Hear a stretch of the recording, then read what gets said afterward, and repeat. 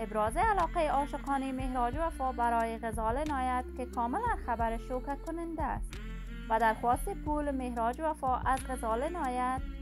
مهراج وفا در کدام کشور زندگی می کند و چرا و چگونه این حرفها را برای غزال نایت ابراز کرده است؟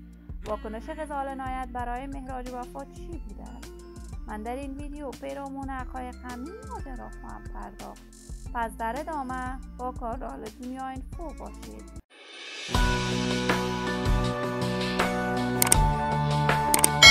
سلام، شما را خوش آمدید میگم به تازه ترین ویدیوی کانال دنیا اینفو.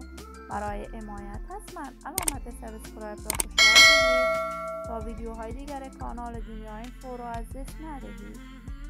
غزال نایت هنرمند خوش صدا، ناماشنا، صدای سریده و یکی از چهره‌های شناخته شده در هنر موسیقی افغانستان و رسانه‌های کشور بوده است. غزال نایت در یک خانواده با علم و دانش در ولایت زیبای لغمان دیده به جهان گشود.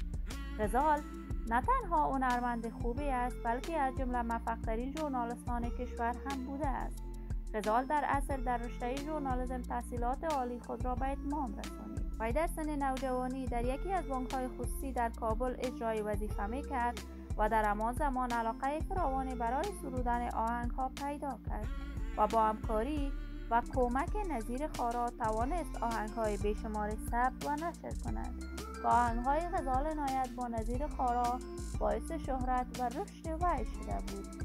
جدیداً مهراج وفا هنرمند محلی خوان کشور که این روزها نامش سر زبان‌ها شده است از غزال نایت درخواست کمک مالی کرد و حرف‌های کاملا به دور از تصور و عاشقانه گونه برای غزال نایت در صفحات مجازیش ابراز کرده است.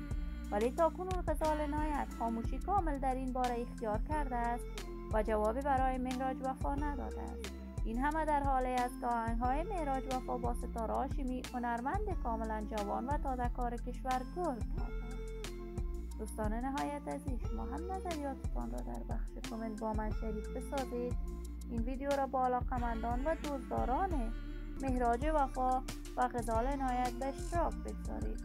اگر تا هنوز دوست کانال من نشدید پس برای حمایت از خواهرتان علامت سابسکرایب را فشار بدید تا از ویدیوهای دیگر کانال من هم آگاه شوید. سلامتی شما نازنینان آرزوی من است. تا درودی دیگر، بدرود.